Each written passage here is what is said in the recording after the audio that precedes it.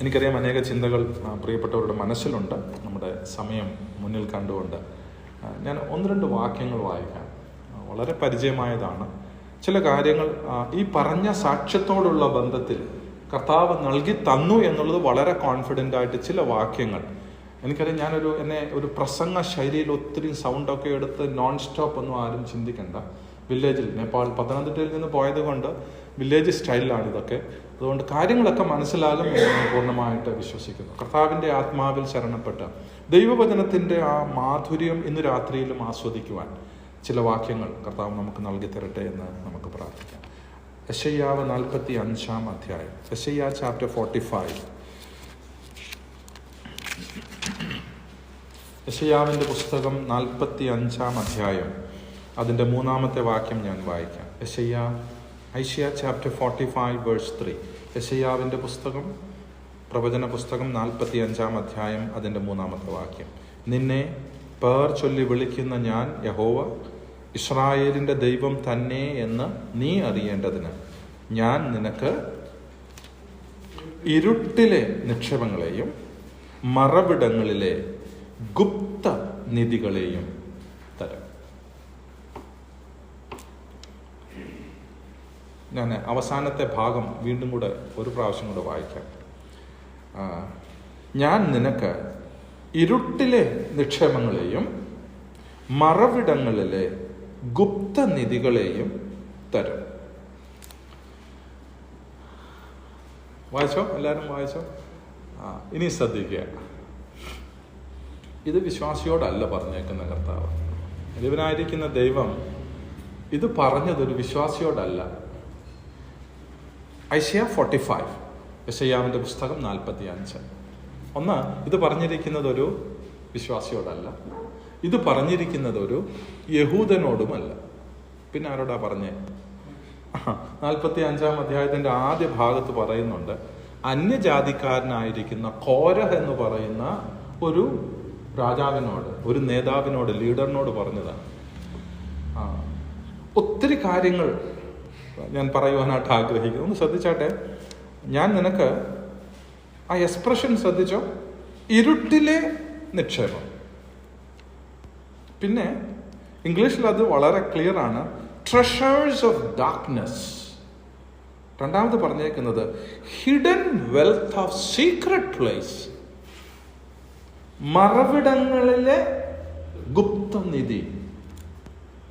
ഞാൻ ചോദിക്കട്ടെ, ദൈവം നമുക്കത് തന്നിട്ടുണ്ടോ? ഉത്തരം പറയണ്ട, ജസ്റ്റ് മെഡിറ്റേഷൻ പോലെ ഇതിനെ എടുത്താൽ മതി. ദൈവവചനത്തിൽ രേഖപ്പെടുത്തിയിരിക്കുന്നതാണ്, ഞാൻ നിനക്ക്. ശ്രദ്ധിക്കണേ, ഇസ്രായേലിനോട് പറഞ്ഞ വാക്കല്ലിത്. തൻ്റെ ജനമായ ഇസ്രായേലിനോട് പറഞ്ഞതല്ല, ഒരു വിശ്വാസി ദൈവവിശ്വാസിയോടും പറഞ്ഞതല്ല, ഒരു അന്യജാതിക്കാരനായിരിക്കുന്ന ഒരു രാജാവിനോട് വലിയവനായിരിക്കുന്ന യഹോവയാം ദൈവം, ഇസ്രായേലിൻ്റെ ദൈവം പറഞ്ഞതാണ്, ഞാൻ നിനക്ക് ഇരുട്ടിലെ നിക്ഷേപം തരും, മറവിടങ്ങളിലെ ഗുപ്തനിധി തരും. ഇത് സംഭവിച്ചിട്ടുണ്ടോ എന്ന് ചോദിച്ചാൽ 100% സംഭവിച്ചിട്ടുണ്ട്. ചരിത്രത്തിലേക്ക് പോകാനായിട്ട് നമ്മുടെ മുൻപിൽ സമയമില്ലല്ലോ. കോരഹ് എന്ന് പറയുന്ന വ്യക്തി ജനിക്കുന്നതിന് 150-200 വർഷങ്ങൾക്ക് മുൻപാണ് ഇത് എഴുതുന്നത്, യെശയ്യാവിൻ്റെ പുസ്തകം. ഞാനൊരു ഷോർട്ട് അണ്ടർസ്റ്റാൻഡിങ്ങിന് വേണ്ടി പറയുക, നമുക്കൊരു ഡീറ്റെയിൽ സ്റ്റഡി നടത്താൻ ഇവിടെ സമയമില്ല. ഏകദേശം 200 വർഷത്തിന് മുൻപ്, കോരഹ് ജനിക്കുന്നതിന് മുൻപ് ദൈവത്തിൻ്റെ ആത്മാവ് രേഖപ്പെടുത്തിയിരിക്കുകയാണ്, ഇങ്ങനെ ഒരു കോരഹ് ജനിക്കും, അവൻ തൻ്റെ ജനമായിരിക്കുന്ന ഇസ്രായേൽ മക്കളെ അവരുടെ അടിമത്തത്തിൽ നിന്നും വിടുവിക്കും, അവരുടെ രാജ്യത്തേക്ക്, ഞാൻ ഷോർട്ടായിട്ട് പറയുക, അവരുടെ രാജ്യത്തേക്ക്, ഇസ്രായേലിലേക്ക്, ബാബിലോണിൽ നിന്നും ഇസ്രായേലിലേക്ക് മടങ്ങിപ്പോയി യഹോവയുടെ ആലയം വീണ്ടും പണിയും, യഹോവയുടെ ആലയത്തിന് ചുറ്റുപാടുമുള്ള മതിലുകൾ പണിഞ്ഞ് തൻ്റെ ജനത്തെ താൻ മടക്കും. ഈ പ്രവചന സത്യങ്ങളൊക്കെ രേഖപ്പെടുത്തിയിരിക്കുന്ന പുസ്തകമാണ് ദാനിയേലിന്റെ പുസ്തകം. നമുക്കതറിയാം. 9-ാം അധ്യായം 70-ാം ആഴ്ചവട്ടത്തോടുള്ള ബന്ധത്തിൽ 9-ാം അധ്യായത്തിന്റെ 24 മുതലുള്ള വാക്യങ്ങളിൽ ഞാൻ ഇങ്ങനെ വിശ്വസിക്കുന്നു, ദാനിയേൽ പ്രാർത്ഥിച്ചുകൊണ്ടിരിക്കുമ്പോൾ യെരമ്യാ പ്രവചനവും വായിക്കുന്നുണ്ട്. 70-ാം ആഴ്ചവട്ടം 70 വർഷത്തെ ജീവിതമേ ഉള്ളൂ. യഹോവയായ ദൈവം നമ്മളെ മടക്കി കൊണ്ടുപോകും. ഞാൻ വിശ്വസിക്കുന്നത് ഈ കോരഹ് ജനിച്ചതിന് ശേഷം കോരേശ് ജനിച്ചതിന് ശേഷം താൻ ഒരു രാജ്യത്വത്തിലേക്ക് വന്നതിന് ശേഷം ഞാൻ വിശ്വസിക്കുന്നത് യെശയ്യാവ് ചെന്ന് തീർച്ചയായിട്ടും കാണിച്ചു കാണും, നീ ജനിക്കുന്നതിന് ഇത്ര വർഷത്തിന് മുൻപ് ദൈവത്തിൻ്റെ വചനത്തിൽ നിന്നെക്കുറിച്ച് എല്ലാ പദ്ധതിയും രേഖപ്പെടുത്തിയിട്ടുണ്ട്. ഇത് കണ്ടു കഴിഞ്ഞപ്പോൾ കോരേശ് ഞെട്ടിക്കാണും എന്ന് നമുക്ക് ഭാവിക്കാം, മനസ്സിലാക്കാം. ചിന്തിക്കണേ, ദൈവത്തിൻ്റെ വിശ്വസ്തത അറിയാമോ? ഈ വാക്യത്തിലുണ്ട്, നീ എൻ്റെ ജനത്തിന് വേണ്ടി എൻ്റെ ജനത്തെ നീ ബാബിലോൺ അടിമത്തത്തിൽ നിന്ന് വിട്ടുകളയുമ്പോൾ, വിടുവിക്കുമ്പോൾ, അതിന് അധികാരം കൊടുക്കുമ്പോൾ. ദൈവം പറഞ്ഞ എന്താന്ന് ആരോടാ പറഞ്ഞെന്ന് മനസ്സിലായോ? അമേസിങ്! ദൈവവചനത്തിന്റെ മാധുര്യവും സത്യവും. കോരേശിനോട് പറയുകയാണ്, നീ എന്റെ ജനത്തിനു വേണ്ടി പ്രവർത്തിക്കുമ്പോൾ എന്താ സംഭവിക്കുന്നേ? അന്നേരം കർത്താവ് ഇത് പറയുന്നേ, വലിയവനായിരിക്കുന്ന ദൈവം അരുളി ചെയ്യുകയാണ്, ഞാൻ നിനക്ക് ഫ്രീ ഒന്നും വേണ്ട, നീ എനിക്ക് വേണ്ടി പ്രവർത്തിക്കുമ്പോൾ I am going to do something miracle. എന്താണെന്നറിയാമോ? ഞാൻ നിനക്ക് ഇരുട്ടിലെ നിക്ഷേപങ്ങളെ നൽകി തരും, മറവിടങ്ങളിലെ ഗുപ്ത നിധി ഞാൻ നിനക്ക് തരും. ഇത് വായിക്കുമ്പോൾ കുറച്ചൊരു ഒരു ഒരു മറവിട, ഇരുട്ടിലെ നിക്ഷേപം, മറവിടങ്ങളിലെ ഗുപ്തനിധി. യെസ്. എന്താ സംഭവിച്ചെന്നറിയാമോ? ഇസ്രായേലി ചരിത്രം നാം മനസ്സിലാക്കുമ്പോൾ പേർഷ്യൻ രാജാക്കന്മാർ കോരേശിന്റെ നേതൃത്വത്തിലുള്ള ലീഡർഷിപ്പ് ബാബിലോണിനെ കബ്ജ ചെയ്യുമ്പോൾ ഇങ്ങനെ നമുക്ക് മനസ്സിലാക്കാനായിട്ട് സാധിക്കും. എന്താണെന്നറിയാമോ? യൂഫ്രട്ടീസ് നദീതീരത്ത് നദിക്കുള്ളിൽ മറച്ചു വെച്ചിരുന്ന, ശ്രദ്ധിക്കണേ ആ വാക്ക്, ധനങ്ങളുടെ ഭയങ്കര ശേഖരം ആർക്ക് ലഭിച്ചെന്നറിയാമോ? കോരേശിന് ലഭിച്ചിട്ടുണ്ട്. എന്താ പറഞ്ഞെന്നറിയാമോ? നീ എനിക്ക് വേണ്ടി പ്രവർത്തിക്കുക, I M A faithful God, ഞാൻ നിനക്ക് പറഞ്ഞ അതേ വാക്കുകൾ നൽകിത്തരും. ധാരാളം ധാരാളം സിൽവർ ആൻഡ് ഗോൾഡ് കോരേശിന് ലഭിച്ചതെന്നാണ് നമുക്ക് മനസ്സിലാക്കാനായിട്ട് കഴിയുന്നത്. ദൈവത്തിൻ്റെ വിശ്വസ്തത അതാണ്. ഈ ചരിത്രം പറയുവാനല്ല ഞാൻ ഇന്ന് ഓർപ്പിച്ചത്. ഒരു ചോദ്യം എന്നോടുണ്ട്, അതെൻ്റെ ജീവിതത്തിൽ സംഭവിക്കുമോ? മറവിടങ്ങളിലെ ചില നിക്ഷേപം. ഇരുട്ടെന്ന് പറയുമ്പോൾ നമുക്ക് നെഗറ്റീവ് സൈഡാണ് പെട്ടെന്ന് നമ്മുടെ മനസ്സിൽ വരുന്നത്.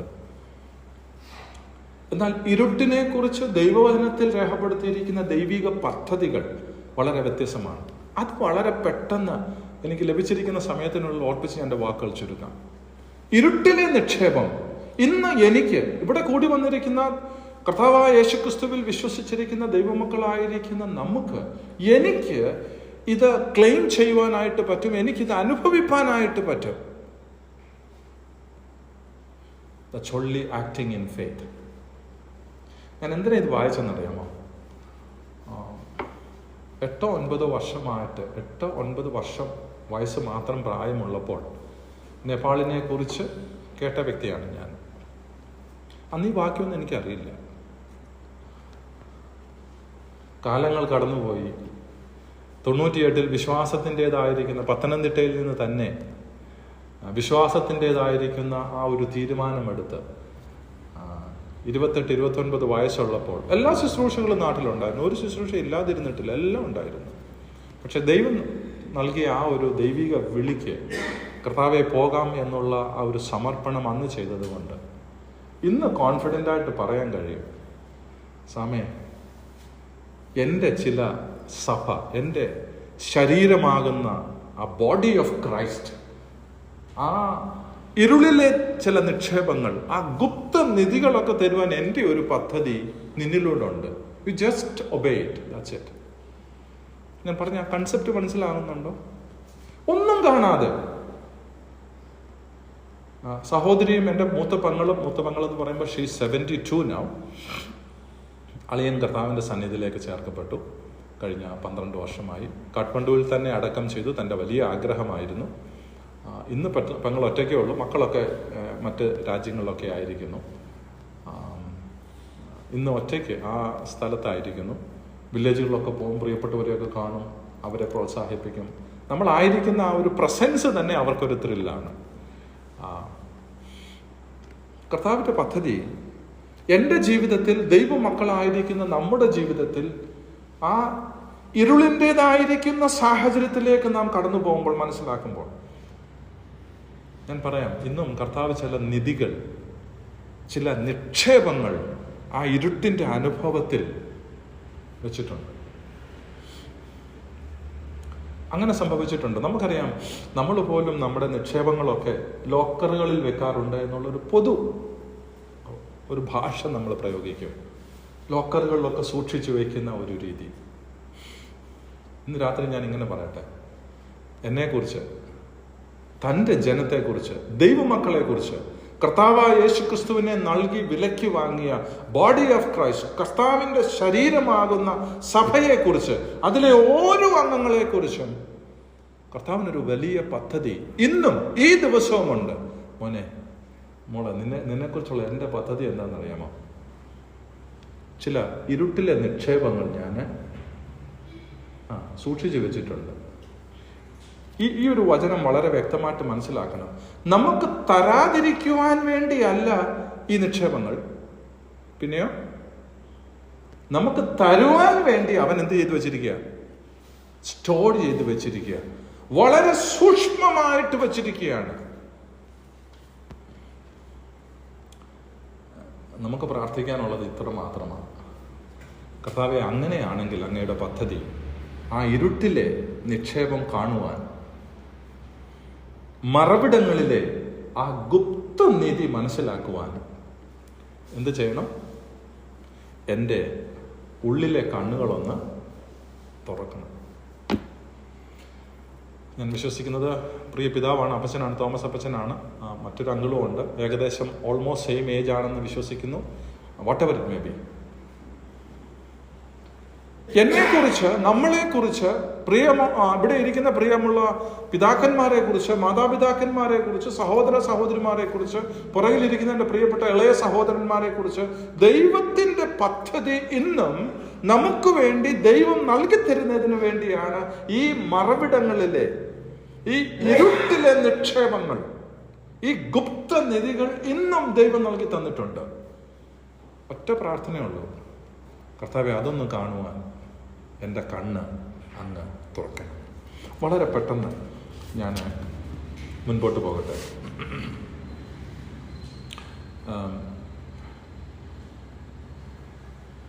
ദൈവവചനത്തിൻ്റെ ഉൽപ്പത്തി പുസ്തകം മുതൽ നാം വായിച്ച് മനസ്സിലാക്കി മുൻപോട്ട് വരുമ്പോൾ അനേകരുടെ ജീവിതത്തിൽ ഇരുട്ടിലെ നിക്ഷേപങ്ങൾ അനുഭവിച്ചത് ഇരുട്ടിൽ തന്നെയാണ്. അവരുടെ ജീവിതത്തിൽ ദൈവിക പദ്ധതികൾ പൂർത്തീകരിക്കപ്പെട്ടത്, ആ നിക്ഷേപങ്ങൾ അവർക്ക് മനസ്സിലാക്കുവാനായിട്ട് കഴിഞ്ഞത്, ആ മറവിടങ്ങളിലെ ഗുപ്തനിധികൾ അവർക്ക് അനുഭവിപ്പാൻ കഴിഞ്ഞത്. ഞാൻ ഇങ്ങനെ എൻ്റെ വാക്ക് പറഞ്ഞ് മുൻപോട്ട് പോകട്ടെ. ആ ഇരുളിൻ്റെ അനുഭവങ്ങളിലൂടെ കടന്നു പോകുമ്പോഴാണ്. ഈ ഇരുളിൻ്റെ അനുഭവം എന്ന് പറയുമ്പോൾ ലൈറ്റ് പോയി ഒരു ഇരുട്ടാണ് എന്നുള്ളത് മനസ്സിൽ വെക്കണ്ട. അതിന് വളരെ ഉദാഹരണമായിട്ട് പറയുന്നത് എന്താണെന്ന് അറിയാമോ? ദാവീദിന്റെ വാക്കുകൾ ശ്രദ്ധിക്കുമ്പോൾ ഈ വാക്ക് ഇന്ന് നമ്മളോടുള്ള ബന്ധത്തിൽ, ഇന്ന് ഒരു പ്രാക്ടിക്കൽ ബന്ധത്തിൽ 17-ാം സങ്കീർത്തനത്തിന്റെ 3-ാമത്തെ വാക്യം നമുക്ക് വായിക്കാം. Psalm number 17 verse 3. Psalm number 17 verse 3. 17-ാം സങ്കീർത്തനം അതിന്റെ 3-ാമത്തെ വാക്യം എന്താ എഴുതിയേക്കെന്ന് അറിയാമോ? നീ എൻ്റെ ഹൃദയത്തെ ശോധന ചെയ്ത്, പിന്നത്തെ എക്സ്പ്രഷൻ കണ്ടോ? രാത്രിയിൽ എന്നെ സന്ദർശിച്ചു, നീ എന്നെ പരീക്ഷിച്ചു, ദുരുദ്ദേശം ഒന്നും കണ്ടെത്തുന്നില്ല, എൻ്റെ വായ് ലംഘനം ചെയ്യുകയില്ല എന്ന് ഞാൻ ഉറച്ചിരിക്കുന്നു. ആ ഭാഗമല്ല, ആദ്യത്തെ ഭാഗം ശ്രദ്ധിച്ചാട്ട് ദാവീദ് പറയുന്ന വാക്കുകളാണ്, തൻ്റെ ഒരു പ്രാർത്ഥനയാണ്. നീ എൻ്റെ ഹൃദയത്തെ ശോധന ചെയ്ത് രാത്രിയിൽ എന്നെ സന്ദർശിച്ചു. ഈ ദാവീദ് പറയുന്ന മറ്റു വാക്കുകൾ ശ്രദ്ധിച്ചാട്ട് 143-ാം സങ്കീർത്തനം, Psalm number 143. Psalm number 143. 43-ാം സങ്കീർത്തനത്തിന്റെ 3-ാമത്തെ വാക്യം. Psalm 143 verse 3. ശത്രു എൻ്റെ പ്രാണനെ ഉപദ്രവിച്ചിരിക്കുന്നു, അവൻ എന്നെ നിലത്തിട്ട് തകർത്തിരിക്കുന്നു. പണ്ടേ മരിച്ചവരെ പോലെ അവൻ എന്നെ ഇരുട്ടിൽ പാർപ്പിച്ചിരിക്കുന്നു. Did you see that expression? 4-ാമത്തെ വാക്യം, ആകയാൽ എൻ്റെ മനം എൻ്റെ ഉള്ളിൽ വിഷാദിച്ചിരിക്കുന്നു, എൻ്റെ ഹൃദയം എൻ്റെ ഉള്ളിൽ സ്തംഭിച്ചിരിക്കുന്നു. ഇവിടെ രേഖപ്പെടുത്തിയ വാക്കുണ്ടോ? നമുക്കറിയാം, ദാവീദിന്റെ വീട്ടിലൊന്നും ഇരുട്ടായിരുന്നില്ല. നാച്ചുറൽ ഇരുട്ടല്ല ആക്ച്വലി ഈ ഒരു എക്സ്പ്രഷൻ. കറണ്ടെല്ലാം പോകുന്നു, അഥവാ വെട്ടമില്ലാത്ത അവസ്ഥയല്ല. താൻ പറയുന്നത് വളരെ ശ്രദ്ധയോടുകൂടിയാണ്. ശത്രു എൻ്റെ പ്രാണനെ ഉപദ്രവിച്ചിരിക്കുന്നു, അവൻ എന്നെ നിലത്തിട്ട് തകർത്തിരിക്കുന്നു. പണ്ടേ മരിച്ചവരെ പോലെ അവൻ എന്നെ ഇരുട്ടിൽ പാർപ്പിച്ചിരിക്കുന്നു. വാട്ട് ഈസ് ദാറ്റ് ഇരുട്ട്? മുകളിലും താഴെയത്തെ വാക്യങ്ങളൊക്കെ രേഖപ്പെടുത്തിയിട്ടുണ്ട്. തകർച്ചയുടെ അനുഭവം, നിരാശയുടെ അനുഭവം, വേദനപ്പെടുന്ന സാഹചര്യങ്ങളിലൂടെ, ആ ഇരുട്ടിന്റെ അനുഭവത്തിലൂടെ കടന്നു പോകുമ്പോഴും നമ്മുടെ കർത്താവ് കാൽവറിയിലെ ക്രൂശിലെ ആ ക്രൂശ് മരണം അനുഭവിപ്പാൻ തനിക്ക് ശക്തി ലഭിച്ച ഒരു സ്ഥലം അറിയാമോ? നമ്മുടെ ഈ കോണ്ടെക്സ്റ്റിനോട് ഒന്ന് ലിങ്ക് ചെയ്താൽ മതി. ഒരു ബൈബിൾ സ്റ്റഡി ആയിട്ട് വേണമെങ്കിലും എടുത്തൊന്ന് പെട്ടെന്ന് പറയുകയാണെങ്കിൽ കാര്യങ്ങൾ മുൻപോട്ട് പോകും. എക്സാക്ട്ലി നമ്മുടെ കർത്താവ് ക്രൂശ് ചുമക്കുന്നതിന് മുൻപ്, കാൽവരിയിലെ ക്രൂശിലേക്ക് നടന്നു നീങ്ങുന്നതിന് മുൻപ്, അത് ലഭിക്കേണ്ടതിനു വേണ്ടിയുള്ള ശക്തി ലഭിച്ചത് ഗത്സമനയിലാണെന്ന് നമുക്കറിയാം. സമയം അറിയാമോ? കർത്താവ് പറഞ്ഞ വാക്കെന്താണെന്നറിയാമോ? ഇതൊക്കെയാണ് ഈ കോണ്ടെക്സ്റ്റിന്റെ മാധുര്യമേ. എൻ്റെ വിയർപ്പ്, നമുക്കത് വളരെ വ്യക്തമായിട്ടറിയാം. എൻ്റെ വിയർപ്പ് രക്തത്തുള്ളികൾ പോലെ, ചോരത്തുള്ളികൾ പോലെ ആയിട്ട്, എന്തൊരവസ്ഥയാണത്? എന്തിനാണെന്നറിയാമോ? എനിക്ക് ചില കാര്യങ്ങൾ ആ ഇരുട്ടിൽ നിക്ഷേപമായിട്ടുണ്ട്. ഇന്ന് നമ്മൾ പൊതുവെ ഇരുട്ടിന്റെ ചില വാക്കുകൾ ഓർപ്പിച്ച് എൻ്റെ വാക്കുകൾ ഞാൻ ചുരുക്കുക. ധ്യാനിക്കണം ഈ ഭാഗങ്ങൾ. നമ്മൾ പറയും, പൊതുവെ പറയുന്ന ഒരു രീതിയാണ്, മെഡിക്കൽ റിപ്പോർട്ട് എല്ലാം ഓക്കെയാണ്. Sunny brother, you are also Sunny, Shamuel right? ബ്രദറിന്റെ പേര് ശാമുൽ അല്ലേ? ശാമുൽ ബ്രദർ എന്നൊരു തോമസ് അപ്പത്തിനോട്, അപ്പച്ചാ ഇന്നലെയും TMM പോയി, അല്ലെങ്കിൽ ബിലീവേഴ്സിൽ, whatever it may be, എല്ലാം ഓക്കെയാണ്. പക്ഷെ എന്താ പ്രശ്നം എന്ന് പറഞ്ഞ്? എല്ലാ റിപ്പോർട്ടും ഓക്കെയാണ്, പക്ഷെ പേടി തോന്നും. പ്രിയാട്ടങ്ങൾ പറഞ്ഞാൽ എല്ലാ റിപ്പോർട്ടും ഓക്കെയാണ്. ഉദാഹരണം പറഞ്ഞു കേട്ടോ, പേടിക്കൊന്നും വേണ്ട. ഓ മൈ ഗുഡ്നസ്, എല്ലാം ഓക്കെയാണ്, പക്ഷെ രോഗം കണ്ടുപിടിച്ചിട്ടില്ല, മാറുന്നില്ല. എനിക്ക് പണ്ടത്തെ പോലെ തന്നെ ക്ഷീണമാണ്. നമ്പർ 1, ഇരുട്ടിന്റെ അവസ്ഥ. എല്ലാം ഉണ്ട്, പക്ഷെ ഒന്നുമില്ല. ഒരു അനുഭവം. യോഗ്യതകളെല്ലാം ഉണ്ട്, പക്ഷെ ജോലി കിട്ടുന്നില്ല. ഞങ്ങളും അങ്ങനെ കടന്നുപോയ അനുഭവമുണ്ട്. ഞാൻ അതുകൊണ്ട് വളരെ കോൺഫിഡൻ്റ് ആയിട്ട് പറയുന്നത്. ചില ഇരുട്ടിന്റെ അനുഭവങ്ങൾ കർത്താവ് വെച്ചിട്ടുണ്ട്. എല്ലാ യോഗ്യതകളും ഉണ്ട്. ഞാൻ ഇന്ന് ഓർക്കുന്നുണ്ട്, 2019 ഞങ്ങളുടെ മൂത്ത പുത്രൻ മെക്കാനിക്കൽ എഞ്ചിനീയറിംഗ് ഒക്കെ കഴിഞ്ഞു. Last ഇയറിൻ്റെ gold മെഡലിസ്റ്റാണ്. ഭോപ്പാലിലാണ് പഠിച്ചത്, ഗോൾഡ് മെഡലിസ്റ്റ്. അപ്പം നമ്മുടെ ചിന്ത എന്തുവാ? അപ്പോൾ എൻ്റെ മോൻ എന്നാ കിട്ടാൻ പോവാ? Campus selection. നമ്മളെല്ലാം ക്യാമ്പസ് സെലക്ഷന് ഭയങ്കര എക്സൈറ്റഡ് അല്ലേ? ഞാൻ റിയലി എക്സൈറ്റഡ് അല്ല. 2019 ജൂലൈയിൽ കോളേജ് തീർന്നു. 2019 ഡിസംബറിൽ എന്ത് തുടങ്ങി? കൊറോണ തുടങ്ങി, കോവിഡ് തുടങ്ങി.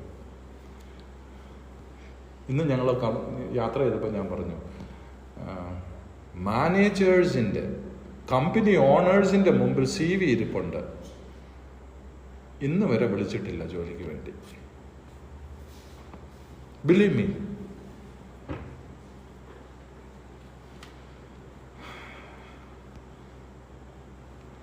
കർത്താവ് പറഞ്ഞു, അതവിടെ ഇരുന്നോട്ടെ, എൻ്റെ നിക്ഷേപങ്ങളും കാര്യങ്ങളും ഒക്കെ വേറെയാണ്. ഗോൾഡ് മെഡലൊന്നും ഒരു കാര്യമില്ല മക്കളെ, ഒന്നുമില്ല.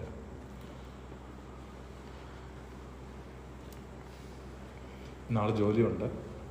മെക്കാനിക്കൽ എഞ്ചിനീയർ അല്ല, ഒരു പോസിറ്റീവ് ഷിഫ്റ്റ് ചെയ്തിട്ട് സോഫ്റ്റ്വെയർ ഡെവലപ്പറായി. അതിനുവേണ്ടി പഠിച്ചു, എൻട്രൻസ് എക്സാം എഴുതി പാസ്സായി, 5th റാങ്ക് ഹോൾഡറാണ്. ഭർത്താവ് തക്ക സമയത്ത് ഒരു ജോലി കഴിഞ്ഞ വർഷം നൽകി, ഒരു സോഫ്റ്റ്വെയർ ഡെവലപ്പറായിട്ട് ഇപ്പോൾ ജോലി ചെയ്യുന്നു. മറ്റൊന്നായിരുന്നു ദൈവത്തിൻ്റെ പദ്ധതി.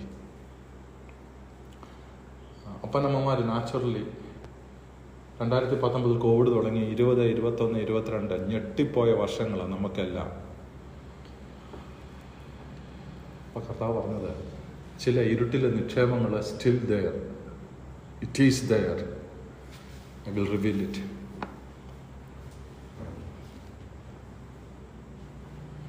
എന്നെ കേൾക്കുന്നതിൻ്റെ കുഞ്ഞുങ്ങൾ, എല്ലാ കാര്യങ്ങളും ഉണ്ട്, എല്ലാം ഓക്കെയാണ്, ഹൈറ്റ്, വെയിറ്റ്, പഠനം, കാര്യങ്ങളെല്ലാം ഉണ്ട്. പക്ഷെ ഇതുവരെ എന്ത് കിട്ടിയിട്ടില്ല? ജോലി കിട്ടിയിട്ടില്ല. നാം പ്രതീക്ഷിച്ചതുപോലെ ഒരു മൂവ്മെൻ്റ് ഉണ്ടായിട്ടില്ല. I can confidently tell you tonight, കർത്താവ് ചില ഇരുട്ടിലെ നിക്ഷേപം നൽകി തന്നിട്ടുണ്ട്, വെച്ചിട്ടുണ്ട്, നമുക്ക് വേണ്ടി വെച്ചിരിക്കുന്നത്.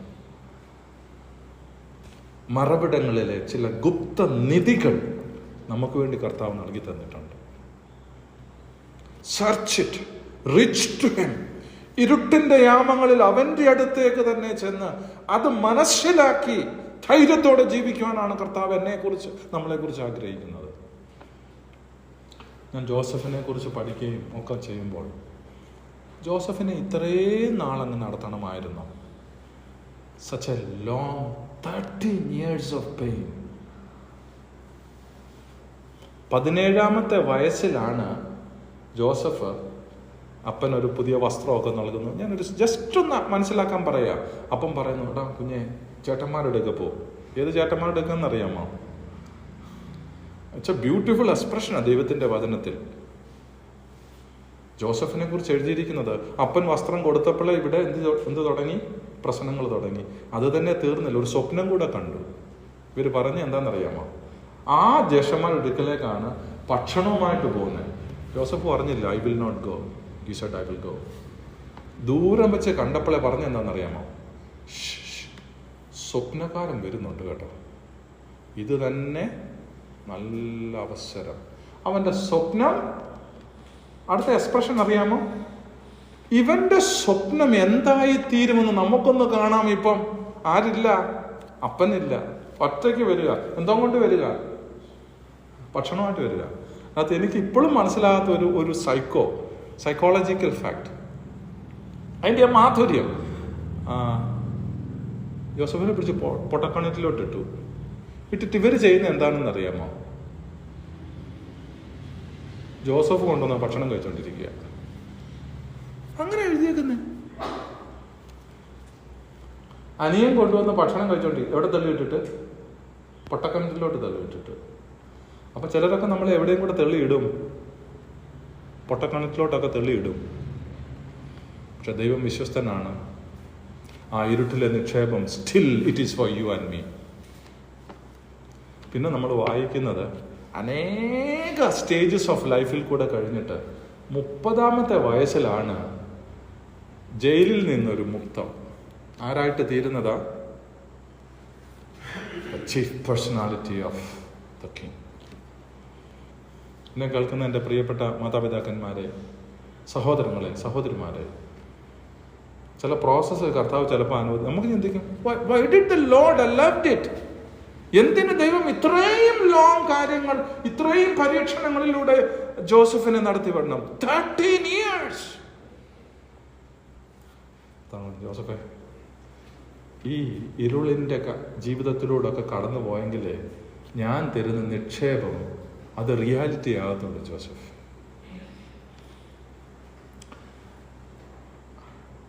ഉൽപ്പത്തി പുസ്തകത്തിൽ അവസാനം ഇങ്ങനെയാണ് നാം വായിക്കുന്നത്: നിങ്ങൾ എനിക്ക് ദോഷം നിരൂപിച്ചു. പിന്നത്തെ എക്സ്പ്രഷൻ അറിയാമോ? ദൈവമോ. എന്താണെന്നറിയാമോ? ദൈവമോ അത് നന്മയ്ക്കായിട്ട് ശീലുകുത്തി.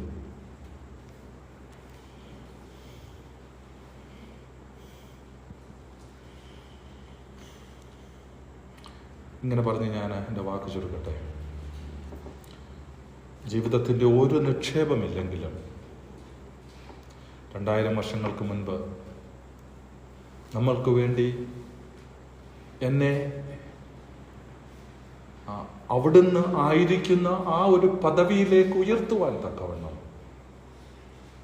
ഈ ഭൂമിയിലേക്ക് വന്ന് 33.5 വർഷം ജീവിച്ച് എൻ്റെ പാപത്തിനു വേണ്ടി, നമ്മുടെ പാപത്തിനു വേണ്ടി കാൽവരിയിലെ ക്രൂശിലേക്ക് ഉയർത്തപ്പെട്ട ആ ക്രിസ്തുനാഥൻ്റെ സ്നേഹത്തിൻ്റെ മുൻപിൽ ആ നിധി നമ്മൾ അനുഭവിച്ച എപ്പോഴാണെന്നറിയാമോ? അവിടെ എന്താ സംഭവിച്ചെന്നറിയാമോ? ക്രൂശിൽ എത്ര മണിക്കൂർ ഇരുട്ടായി? ശ്രദ്ധിച്ചോ ആ വാക്ക്? 3 മണിക്കൂർ കാൽവരിയിലെ ക്രൂശ് ഇരുളടയുകയാണ്. എന്താണെന്നറിയാമോ? പിതാവായിരിക്കുന്ന ദൈവം എന്നെ ആ പുത്രനോട് ഒരുമിച്ച് അവനായിരിക്കുന്ന സ്ഥാനത്തേക്ക് ഉയർത്തുവാൻ, ഞാൻ ഇങ്ങനെ പറഞ്ഞെൻ്റെ വാക്ക് ചുരുക്കട്ടെ, ആ ഇരുട്ടിലെ നിധി എനിക്ക് നൽകി തരുവാൻ, അവൻ്റെ പുത്രനെ തകർത്ത് കളയുവാൻ യഹോവയ്ക്ക് പ്രസാദം തോന്നി. എന്നെ കേൾക്കുന്ന എൻ്റെ പ്രിയപ്പെട്ട സഹോദര സഹോദരിമാരെ, ആ ധന്യമായിരിക്കുന്ന ക്രിസ്തു എന്ന് പറയുന്ന നിധി അല്ലാതെ അതനുഭവിച്ച് ആസ്വദിക്കുവാൻ കഴിയുമെങ്കിൽ, അങ്ങനെ ആ ക്രിസ്തുവിനെ അനുഭവിച്ച് ആസ്വദിക്കുന്ന ദൈവമക്കളെ ഓർത്ത് ഞാൻ കർത്താവിനെ സ്തുതിക്കുകയാണ്. അതുപോലെ മറ്റൊരു നിധി നമുക്കിനിയും ഇല്ല. മനസ്സിലാക്കണം, അത് ഇരുട്ടിൻ്റെ നിധിയായിരുന്നു. ആർക്ക് വേണ്ടി? എനിക്ക് വേണ്ടി, നമുക്ക് വേണ്ടി. ഒരു കണ്ണ് കണ്ടിട്ടില്ല, ഒരു ചെവി കേട്ടിട്ടില്ല. ഇന്നലെ എന്നെ കേൾക്കുന്ന എൻ്റെ പ്രിയപ്പെട്ടവരോട് ഇന്ന് രാത്രി ഈ ഒരു വാക്ക് പറഞ്ഞ് ഞാൻ ചുരുക്കട്ടെ. ഞാൻ ആരെന്ന് നീ അറിയേണ്ടതിന് അതേ വാക്ക് ഉപയോഗിച്ചിരിക്കുന്നത്. നിനക്ക് വേണ്ടി ഇരുട്ടിലെ ഒരു നിധി, ഗുപ്തമായിരിക്കുന്ന ഇരുട്ടിലെ ചില നിക്ഷേപങ്ങൾ, ഗുപ്തമായിരിക്കുന്ന നിധി ഞാൻ നിനക്ക് വേണ്ടി കരുതി വെച്ചിട്ടുണ്ട്. അതെന്തെന്ന് മനസ്സിലാക്കി ധൈര്യസമേതം വരുന്ന നാളുകളിൽ ആ ഇരുട്ടിൻ്റെ നിധിയായി നമ്മൾക്ക് നൽകി തന്ന കർത്താവിൽ മാത്രം സമർപ്പിച്ചുകൊണ്ട് മുൻപോട്ട് പോകുവാൻ ഈ എളിയ ചിന്തകൾ ഇവിടെ എന്നെ കേൾക്കുന്ന എൻ്റെ പ്രിയപ്പെട്ടവരുടെ ഹൃദയങ്ങളിൽ കർത്താവ് നൽകട്ടെ എന്ന് ആത്മാർത്ഥമായി പ്രാർത്ഥിക്കുന്നു. ഞാൻ എൻ്റെ വാക്ക് ഇവിടെ ചുരുക്കുകയാണ്. ഇങ്ങനെ അവസരം നൽകി തന്ന ആ സ്ഥലം സഭയിലുള്ള എല്ലാ എൽഡേഴ്സിനോടും, ഇവിടെ കടന്നു വന്നിരിക്കുന്ന എൻ്റെ പ്രിയപ്പെട്ട എല്ലാ സഹോദര സഹോദരിമാരോടും കുടുംബമായിട്ടുള്ള ഞങ്ങളുടെ നന്ദി അറിയിക്കുന്നു. ഇങ്ങനൊരു മീറ്റിംഗ് ക്രമീകരിച്ചതിന് വളരെ നന്ദി. കടന്നു വരുവാൻ, കാണുവാൻ ഇടയായിട്ട് ഞാൻ ദൈവത്തെ സ്തുതിക്കുകയാണ്. വരുന്ന നാളുകളിൽ ഇവിടെയുള്ള പ്രവർത്തനങ്ങളിൽ കർത്താവ് സ്റ്റിൽ ചില നിധികൾ ആ ഇരുട്ടിൽ നിക്ഷേപിച്ചിട്ടുണ്ട് എന്നുള്ള പൂർണ്ണ വിശ്വാസത്തോട് അത് കണ്ടെത്തി ആ ക്രിസ്തുവിൽ ധന്യരായി ജീവിപ്പാൻ പത്തനംതിട്ടയിലുള്ള ഈ അസംബ്ലിയിലുള്ള എല്ലാ ദൈവജനത്തെയും, പ്രത്യേകിച്ച് മാതാപിതാക്കന്മാർക്ക് ആവശ്യമായിരിക്കുന്ന ബലവും ശക്തിയും കൃപകളൊക്കെ നൽകി കർത്താവ് തൻ്റെ കൃപയിൽ സൂക്ഷിക്കട്ടെ എന്ന് ആത്മാർത്ഥമായിട്ട് പ്രാർത്ഥിക്കുന്നു. കർത്താവിൻ്റെ ഹിതമാണെങ്കിൽ ഞങ്ങൾ ശനിയാഴ്ച രാവിലെ മടങ്ങി നേപ്പാളിലേക്ക് യാത്രയാകുകയാണ്. വീണ്ടും കാണാമെന്നുള്ള ആഗ്രഹമുണ്ട്. അങ്ങനെ ഒരു അവസരം കർത്താവ് നൽകി തരുന്നുവെങ്കിൽ കർത്താവ് നൽകി തരട്ടെ. Welcome to Nepal. നേപ്പാളിലേക്ക് കടന്നു വരിക നല്ല സ്ഥലമാണ്. ഞാൻ യാത്രാ പ്രശ്നങ്ങളൊന്നും ഇപ്പം വലിയ ഇഷ്യൂസൊന്നുമില്ല. പണ്ട് ഞങ്ങൾ ആദ്യം യാത്ര ചെയ്തപ്പോൾ 6 ഡേയ്സിലാണ് നേപ്പാളിലെത്തിയത്. അന്ന് നമുക്ക് ഫ്ലൈറ്റൊന്നുമില്ല കൊച്ചിയിൽ നിന്നുള്ള. ഇന്ന് നമുക്ക് ബാംഗ്ലൂർ വയ ബാഗ്ഡോഗ്ര സിലിഗുരി റൂട്ടിൽ ശനിയാഴ്ച രാവിലെ 7 മണിക്ക് പോയാൽ ഞങ്ങൾ വൈകിട്ട് ഒരു 8-9 മണിയാകുമ്പോൾ വീട്ടിലെത്തിച്ചേരും. സെയിം നേപ്പാളിൽ എത്തിച്ചേരും. So it's very easy today. അപ്പം വന്ന് കാണുവാനായിട്ട് കർത്താവ് സഹായിക്കട്ടെ. അങ്ങനെ നേപ്പാളിലേക്ക് വരുവാൻ ആരുടെയെങ്കിലും ഹൃദയത്തിൽ പ്രേരണ കർത്താവ് നൽകിയാൽ പ്ലീസ് വെൽക്കം, പ്ലീസ് വെൽക്കം.